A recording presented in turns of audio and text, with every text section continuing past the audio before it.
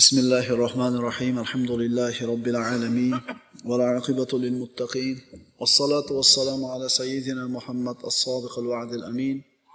Wa ala alihi wa ashabihi ajma'in. Amma ba'd. Assalomu alaykum va rahmatullohi va barakatuh. Islomda farzand tarbiyasida nomlanadigan darsimizni bugun 22-si. O'tgan darsimizda yosh bolalarni ana shu tabiatda uchraydigan qo'rqoqlik haqida suhbat qilgan edik. Astagfiru billah. Innal ladzina qalu robbuna Allohu thumma istaqamu tatanazzalu alayhimul malaika alla takhafu wa la tahzanu wa abshiru bil jannati allati kuntum tu'adun. Alloh taolo Qur'onda shunday marhamat qiladi. Albatta Parvardigorimiz Allohdir deb, so'ngra to'g'ri ustuvor bo'lgan zotlarning oldilariga o'lim paytida farishtalar tushib derlar: qo'rqmanglar va g'amgin bo'lmanglar, sizlarga va'da qilingan jannat xushxabari bilan shodlaninglar. Alloh taologa iymon keltirgan, solih amal qilgan va mana shu haq yo'lda ustuvor bo'lgan zotlarga farishtalar mana shu bir xotirjamlikni olib keladi. Musulmon odam, Allohga iymon keltirgan odam qo'rqoq bo'lmaydi. Man amila solihan min zakarin aw unsa wa huwa mu'minun falanuhyiyannahu hayatan tayyiba wa lanajziyannahum ajrahum bi ahsani ma kanu ya'malun. Erkakmi yo ayolmi, kimda kim mo'min bo'lgan holida biron yaxshi amal qilsa, bas biz unga pokiza hayot ato etamiz va ularni o'zlari qilib o'tgan amallaridan chiroyliroq ajr savoblar bilan mukofotlaymiz. Erkakmi ayolmi mo'min bo'lgan holida savobli amal qiladigan bo'lsa, Alloh bunday insonga pokiza hayotni beradi. Pokiza hayot qanaqa pokiza hayot? G'am tashvissiz hayot, to'kin sochini hayot va qo'rqmasdan yashashlik. Chunki kishini Allohga bo'lgan iymoni uni qalbidan qo'rquvni quvib chiqaradi. Musulmon odam Robbisiga tavakkal qilgan kishi bo'ladi. Bu tavakkul, agar haqiqiy tavakkul bo'lsa, musulmonning qalbidagi qo'rquvni quvib chiqaradi, joy qoldirmaydi.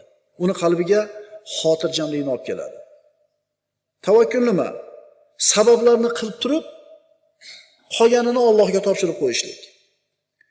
Tavakkul qalbni rozi bo'lishi, nafsni xotirjam bo'lishligi, Allohni faqat o'zidangina umid qilishlik. Tavakkul faqat Alloh xohlagan narsagina bo'ladi. Alloh xohlamagan narsa bo'lmaydi deb aniq ishonishlik. Shuning uchun innan nasa qad jama'u lakum fakhshawhum, payg'ambarimiz sollallohu alayhi vasallamga mushriklar odamlar to'planib ustinglarga kelyapti, qo'rqinglar desa, hasbunallohu va ni'mal vakil deb javob bergandilar. Bizning hisobimiz Allohning qo'lida, naqadar zo'r vakil Parvardigorimiz. Mo'min odam qo'rqmaydi. Mo'min odam qo'rqmas bo'ladi. Payg'ambarimiz sollallohu alayhi vasallamning sahobalari yer yuzini obod qilish uchun kelishgan edi, vayron qilish uchun emas. Yer yuzini isloh qilgani kelishgan edi, fasodga uchratish uchun emas. Chunki bu ulug' zotlar insoniyat zotiga berilgan eng ulug' risolat egasiga aylanishdi. Muhammad alayhisalom olib kelgan islom degan risolat egalariga aylandi. Endi payg'ambardan ularga qolgan mana shu ulkan merosni, boylikni insoniyatga ular yetkazishligi ularning yelkasidagi omonat edi.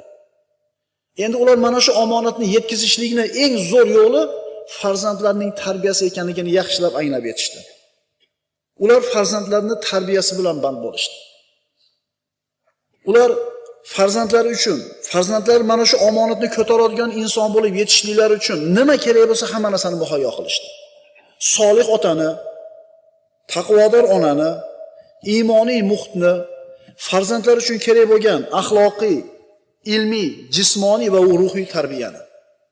Farzandlari shu payg'ambarimizdan qolgan omonatni insonlarga yetkazadigan omonatdor inson bo'lish uchun nima shart-sharoit kerak bo'lsa, sahobalar qoyim qilishdi. Va mana shu narsa siz bilan biz yelkamizda ham vojib. Dinni o'rgandik, Robbimizni tanidik, endi buni o'rgatadigan, shu omonatni keyingi avlodga yetkazadigan farzandlarni tarbiya qilishimiz kerak. Ular farzandlarining tarbiyasini chiroyli qilishdi. Omonatni chiroyli suratda ado qilishdi. Natija qanday bo'ldi? Natija shunday bo'ldiki, Robbilarini roziligiga erishdi ular. Natija shunday bo'ldiki, musulmonlar yer yuzidagi eng peshqadam ummatga aylanishdi. Natija ular yer yuzidagi aziz, mukarram inson bo'ldilar. Nima uchun? Farzandlarini Alloh va payg'ambar aytgandek tarbiya qilganligi uchun. Siz bilan biz ham zamonimizda peshqadam bo'lishni xohlasak, yer yuzida aziz, mukarram yashashni xohlasak, Robbimizning rizosiga yetishishni xohlasak, bizga ham mana shu narsa vojib. Nima vojib? Farzandlarning tarbiyasi. Mana o'tgan darsimizda aytdik, farzandlardagi qanaqa bir salbiy ko'rinish bo'lsa, tabiatida, xarakterida. Bu faqatgina ota-onani qilgan ishini samarasi. Qo'rqoqmi bo'lingiz, o'zingiz aybdorsiz. Injiqmi bo'lingiz, faqat o'zingiz aybdorsiz. Jasoratlimi, qo'rqmasmi, sizning ishingiz. Saxovatli bir bag'ri kengmi, bu ham sizning ishingiz. Bu qanaqa yomon sifat bo'ladigan bo'lsa ham ota-onaning qilgan ishi, qanaqa yaxshi sifat bo'lsa bolaning tabiatida, bu ham ota-onaning qilgan ishi. Shuning uchun tashqaridan birov bolangizni zo'r tarbiya berishini kutmang. Tashqaridagi odam siz bolangizni axloqini tuzatib qo'yishini kutmang. U faqat sizga bog'liq, sizga bog'liq, sizga bog'liq. Farzandlarning qo'rqoqligi xususida. Kam unaqa yurakli bolalarchi, tabiatan Alloh taolo yuragini quvvatli qilib yaratgan, xuddi jismonan quvvatli yoki bo'y uzun bo'lishlik Allohning in'omi bo'lganidek, yurak kichkinaligidan yurakli bo'lganlar milliondan bitta chiqib qoladi. Ursang ham turaveradi, tepsang ham turaveradi, qorong'i chiqarib olsang ham turaveradi. Bunaqalar kam bo'ladi. Lekin odatda yosh bolalarning qalbi nozik bo'ladi, qo'rqoq bo'ladi. Agar ota-onalari mana shunga o'rgatgan bo'lsa. Avvalgi darslarimizda aytdik, farzandlarning qo'rqoq bo'lishiga birinchi bo'lib xizmat qiladigan bu onalar. Jinlar haqida har xil bo'lmagan hikoyalarni gapirib, yo'q narsalarni bir xayoliy narsalarni to'qib, bolani uxlatish uchun har xil narsalarni gapiradi. Ana jin kelyapti deydi. Ana bobo kelyapti deydi. O'tgan darsda aytdik, opalarimiz ham eshitadi bu ma'ruzalarni. Mana shu bolalarni qo'rqitish tegishtirsin. Uxlamasang tashqariga chiqarib yuboraman deydi. Mana shu narsa bilan bolani qalbiga qo'rquv kiradi. Endi bola qachon qo'rqmas bo'lishi mumkin? Qachonki uni qalbiga sog'lom aqidani joylasangiz. Ya'ni bolam qo'rqma. Ma asobaka lam yakun liyuxtiyaka. Mana shu hadis. Alloh xohlamagan narsa bo'lmaydi bolam. Alloh xohlagan narsa albatta bo'ladi bolam. Shuning uchun Allohdan qo'rq, Allohdan so'ra. Bola ishonuvchan bo'ladi-da, to'g'rimi? Ishonuvchan bo'ladi. Hamma narsa Allohning qo'lida. Alloh saqlaydi. Alloh xohlamasa hech narsa bo'lmaydi. Agar shu ma'nolarda kichkinaligidan singdirsangiz bolangizning qalbiga, o'sha bir 2 yashar, 3 yashar bo'lib qoldimi, oladigan bo'lib aqli. Tushuntiravering qo'rqmasdan, kichkina deb o'ylamang. Chunki 5 yoshgacha har qanaqa noto'g'ri tushunchani bola olib bo'ladi. Qaytaraman, 5 yoshgacha nimadan qo'rqish kerak, nimadan qo'rqmaslik kerak, nima yaxshi, nima yomon, oq, qorani 5 yashargacha tushunchalarni. Undan keyin qiyin bo'ladi tuzatish.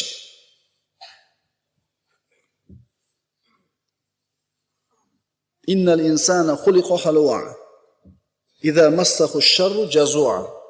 Va idza massahu al-khayru manu'a illa al-musallin. Alloh taolo aytadi, dar haqiqat inson betoqat qilib yaratilgandir. Inson besabr, betoqat. Ana shu ona ham besabrligidan, bolasini uxlamayotganligiga sabr qilmaganligidan qo'rqitadi bolani. Ozgina sabr qilsa charchab ham uxlab qolar edi. Yo'q, yuragini sindirishlik hisobiga, qo'rqoq qilish hisobiga uxlatadi. Dar haqiqat inson betoqat qilib yaratilgandir. Qachon unga yomonlik yetib qolsa, o'ta besabrlik qilguvchidir. Qachon unga yaxshilik yetsa, o'ta man qilguvchidir. Faqat namoz o'qiguvchi zotlar, ya'ni musulmonlar bunday emas. Musulmon ota, musulmon ona farzandini qo'rqitish hisobiga uxlatmaydi. Sabr qiladi uxlaguncha. Qur'on o'qib beradi va bir qanday bir narsani gapirib beradi, sabr qiladi. Bu musulmonlarning sifati. Qo'rquv har qanday insonning qalbida bor sifat. Ammo Allohga chin ma'noda bog'langan, Allohga haqiqiy bir ma'noda bog'langan qalb egasi qalbida jasorat, jur'at bo'ladi. Chunki Robbisi tomonidan bu qalbga madad keladi, quvvat keladi. Sirat darslaridan ma'lum, Payg'ambarimiz sollallohu alayhi vasallam vahiy kelgan yilida, mana bilasizlar, Makka mukarramadagi Nur tog'idagi Hiro g'orida uzoq muddat qolib ketar edi. Ba'zida 2 kun, ba'zida 5 kun. Mana shu vahiy kelgan yili 1 oy deyiladi. Rasululloh qolib ketdi g'orda. Oziq-ovqatini olib chiqib ketar edi, haftalab turib, oziq-ovqati tugaganda tushib olib chiqib ketardi. Endi vahiy kelgan yilida esa 1 oy o'tirdi. Ammo payg'ambarimiz sollallohu alayhi vasallam nimaga qo'rqmay o'tirdi? Qalbi Alloh bilan bog'langan edi. Alloh bilan band bo'lganda qalbi, qo'rquvga joy yo'q edi. Demak, o'zimiz ham, farzandlarimiz ham qalbimizda qo'rquvni yo'q bo'lishini xohlasak, Allohga yaxshilab bog'lanaylik. Allohni yaxshi taniylik, unga iltijo qilaylik, o'ziga bog'lanaylik.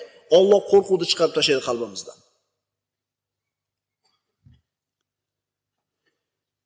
Yosh bola biror bir xatoga yo'l qo'ysa, onasi, otasi darrov so'kadi yoki uradi. Xato qildi, so'kish ishlari kalta yeydi. Keyin shu kalta yoki so'kishdan qochishlik uchun shu ishni qilmay qo'yaveradi. O'ziga ishonchi yo'qoladi. Qo'rqoq bo'lib qoladi. Shuning uchun bitta ishni buyursangiz, necha kirgan bo'lsa ham bolangiz. Eplolmadimi? Darrov yerga urib tashlamang. Sen odam bo'lmaysan. Sen qo'lingdan bir ish kelmaydi. Bor ko'zimga ko'rinma. Odam bolasi borki, xato qiladi. Faqat xato qilganda uni tushuntirishlikka bir sabr qilaylik. Aytdik, namozxonlar sabrli bo'ladi deb aytdik. Ishni beraylik, qilsin, adashsin, tuzataylik, sabr qilaylik. Yosh bolalarga mana shu jur'atli bo'lish, qo'rqmas bo'lishlikka yana yordam beradigan omillardan bu Payg'ambar sollallohu sahobalarini hayotidan misol keltirishlik. Mana Sa'd ibn Abi Waqqos roziyallohu anhu aytadi, ulug' sahobalardan, biz farzandlarimizga payg'ambarimizning g'azovatlarini, janglarini xuddi Qur'on surasini o'rgatgandek o'rgatar edik. Chunki jang maydonida shijoat bo'ladi odamda. Mana shu shijoatni o'rgatishlik uchun payg'ambarimiz sollallohu alayhi vasallamni janglarini sahobalar o'rgatishadi farzandlariga. Mana ana shu sahobalarda hayotiga murojaat qiladigan bo'lsak, yosh bolalar. Rasululloh Uhud g'azotiga chiqib ketayotganida qo'shinni bir qator ko'zdan kechirdi. Shunda bir to'p yosh bolalar ham chiqishib olgan edi. Jang maydoniga birga chiqqani. Ularning ichida payg'ambarimiz Rofi ibn Hudayj bilan Sumra ibn Jundublarni ko'rdi. Qaytarib yubordi bularni. Shunda sahobalar Rofi kamondan otishlikka usta, mergan deyishganida payg'ambarimiz haligi bolaga qolishga ruxsat berdi. Shunda boyaga Sumra norozi bo'lib aytdiki, qanday qilib unga javob beradi-yu, menga javob bermaydi payg'ambarimiz qolishga. Axir kurasdan yengib qo'yaman-ku men uni dedi. Rasululloh sollallohu alayhi vasallam haligi Sumrani so'zini eshitib, qani kurashinglarchi dedi. Kurashib, haqiqatan Sumra Rofini yengib qo'ydi. Payg'ambarimiz unga ham qolishga ruxsat berdi. Mana shunga o'xshagan bir ibratli voqeani aytsangiz, bola albatta ta'sirlanadi bundan. Jur'atli bo'lishni o'rganadi. Chiq yomon bo'ladi. Bor. Mehmonlikka chiqmay tur. Qullab qo'y, chiq ko'rishmay tur, yomon bo'ladi. Uyat bo'ladi. Biror kelsa-ki uyat bo'l. O'zini uyda ham gapira olmaydi-da, o'zini uyda ham shu bir qo'rqoq bo'lib qoladi. Yoki payg'ambarimiz sollallohu alayhi vasallam hijratini eslaylik. Abu Bakr Siddiq roziyallohu anhuning qizlari, o'g'illari Rasulullohning hijratida xizmat qildi. Rasululloh Savr g'origa borib 3 kun turdi. 3 kun turdi g'orda. Mana shu paytda Abu Bakr Siddiqning o'g'li Makkada bo'lgan xabarlarni kunduzi Makkada yurib eshitib turib, kechqurun g'orga chiqib borib xabarni berardi-da, kechasi bilan ular bilan birga qolib, tong sahar tog'dan Makkaga tushib kelardi o'zi yakka. Payg'ambarimiz sollallohu alayhi vasallam aytadilar: "Idza matal insanu inqata amaluhu illa min thalath." Agar inson bolasi vafot etsa, uni hamma amallari to'xtaydi, faqat 3 ta amali davom etadi. Sadaqatun jariyatun. Odamlarga foydali sadaqa-i joriya qo'yib ketgan bo'lsa, aw ilmun yuntafa'u bihi, yoki foydalanib turilgan, odamlarga foydali bo'lgan ilm qoldirib ketgan bo'lsa, avvaladun solih yad'ula. Uni haqqiga duo qilib turadigan solih farzand qolgan bo'lsa. Farzandlar siz bilan bizning kelajagimiz. Farzandlar siz bilan bizning davomimiz. Avvalgi darslarimizda aytdik. Qur'on yodlashlik nasib qilmadi sizga yoshligingizda. Yoshingiz katta bo'lib qoldi, kalla olmay qo'ydi Qur'onni. O'tdi ketdi. Xato sodir bo'ldi. Tuzatish mumkin ekanmi? Mumkin ekan. O'tib ketgan xatoni tuzatish mumkin ekan. Farzandingiz Qur'onni yodlasin. O'zingiz yoshligingizda qilmagan ishda farzandingizni qilishiga sharoit yaratib bering, Qur'onni yodlagan bo'laverasiz. Birodalar, farzand tarbiyasi bizning hayotimizga eng muhim ish. Robbimizni taniganimizdan keyin, halol haromdan xabardor bo'lib amal qilganimizdan keyin birinchi ishimiz farzand tarbiyasi bo'ladi. Mana endi bolada qo'rqoqlik belgilari ko'rilsa yoki bola qo'rqoq bo'lsa, nima qilish kerak, nima qilmaslik kerak? Birinchidan, qo'rqayotgani uchun jazolamaslik kerak. So'kmaslik kerak. Chunki o'zi xohlab qilayotgani yo'q bu narsa. Buni o'zingiz nima qilib qo'ydingiz? O'rgatib qo'ydingiz. Jazolab bo'lmaydi bolani qo'rqayotganligi uchun. Bu birinchidan. Ikkinchidan, ustidan kulmaslik kerak. Uchinchidan, qo'rqayotgan narsasiga turtmaslik kerak. Ya'ni masalan, itdan qo'rqayotgan bo'lsa, yoniga itni olib kelib silab qo'y boshini shuni. Bitta silab qo'y. Qara, yo'q. Qo'rqyaptimi? Turtib bo'lmaydi. Nimadan qo'rqayotgan bo'lsa, tashlab yuboraman suvga deysiz, yo bo'lmasam suvdan qo'rqayotgan bo'lsa, qorong'idan qo'rqayotgan bo'lsa, qorong'iga tiqib qo'yaman deysiz. Nima bo'lsin? Chiniqsin deb qo'yasiz. O'rgansin. Buni zarari katta bo'ladi. Zarari katta bo'ladi. To'rtinchisi, yosh bolangizni qalbiga yomon ta'sir qiladigan filmlarni ko'rsatmaslik kerak. Kinolarda chegaralash kerak. Xohlagan narsasini ko'ryapti bolalar hozir. Ya'ni masalan o'sha bir dahshat filmlar deb qo'yadi. Nima bo'ladi biz tilda? O'shaqa ujuslar. Shunaqa o'xshatib qo'yganki, katta odam ham ko'rsang qo'rqib ketasan ba'zida. Indamay turib va deydi. U katta odamning ham yuragi tushadi. Yosh bolani ot usti yuragi tushadi. Shuning uchun ko'rayotgan kinolarini bir qator eldan o'tkazib qo'yishlik kerak. Xo'p, bu yosh bola qo'rqayotgan bo'lsa, unga nisbatan qilish kerak bo'lmagan ayrim ishlar. Endi bola qo'rqayotgan bo'lsa, nima ishlarni ota-ona qilishligi kerak? Birinchidan, uni so'zlariga diqqat bilan quloq tutishlik kerak. Aytmoqchi bo'lgan gapi bordir. Ehtimol uni qo'rqitayotgan narsa haqida so'ramoqchidir sizdan bir narsani. Yo'q, siz vaqtingiz yo'q. Mana bu jur'atsizlik degan darsimizda aytdik-a. O'tirib gaplashinglar bolalaringlar bilan. Xuddi katta odam bilan gaplashgandek. Vaqtingizda hech bo'lmasa 2 marta ajratinglar haftasiga. Ehtimol so'rar sizdan bir narsani. Javobini olsa ehtimol qo'rqmay qolar. Demak, birinchisi uni so'zlariga diqqat bilan quloq solishlik kerak. Ikkinchidan, hozir aytib o'tdik, sog'lom aqidani uni qalbiga joylashlik kerak. Chunki koinotda hech bir narsa Allohning izni ixtiyorisiz bo'lmasligini tushuntirish kerak. Taqdirda senga yetishi yozilgan narsa adashmaydi. Va taqdirda senga yetishligi yozilmagan narsa ham adashmaydi. Allohning aytgani bo'ladi degan e'tiqodni bolani qalbiga joylashlik kerak. Undan keyingisi, uni yolg'iz emasligini unga uqtirishlik kerak. Uni ota-onasi yaxshi ko'rishligi, aka-ukalari yaxshi ko'rishligi, unga bir yordam kerak bo'lsa, yolg'iz emasligini unga uqtirishlik kerak. Hamda u qo'rqayotgan narsani haqiqatini bayon qilib berish kerak. Ibratli hodisalarni, ibratli qissalarni gapirib berishlik kerak. Mana shu bo'yi aytdik, chiniqtirishdi, qo'sh tirnoq ichida chiniqtirishdi hojati yo'q. Qo'rqayotgan narsasiga turtib bo'lmaydi bolani. To nima ekanligini tushunib olmagan uchun unga turtib bo'lmaydi. Nima qilishlik kerak? Qorong'idan qo'rqyaptimi? Mana o'tgan safar ham aytganman. O'sha qo'rqayotgan qorong'iga billa chiqing. Uyda burchagimi yoki qaysi tomon, tomni ustimi, podvalmi, bir narsa qo'rqyaptimi qorong'idan?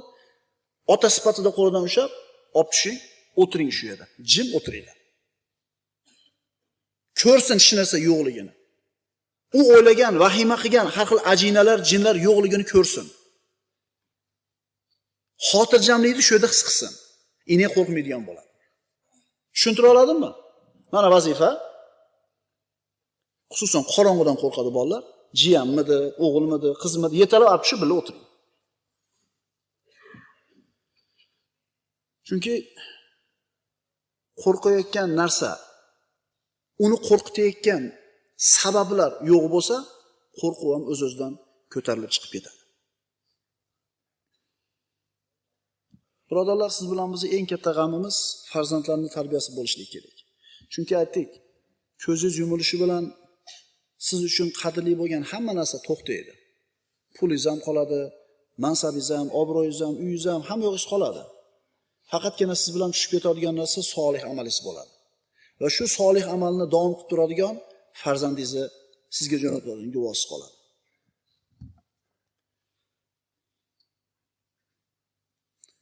Farzandlarini Allohdan qo'rqadigan, namozxon, ro'zador, ilm ma'rifatli ekanligini ko'rib, dunyodan ko'z yummayotgan ota xotirjam ketadi. Bu boylikni pul bilan o'lchab bo'lmaydi. Alloh taolo aytadi: Astagfiru billah.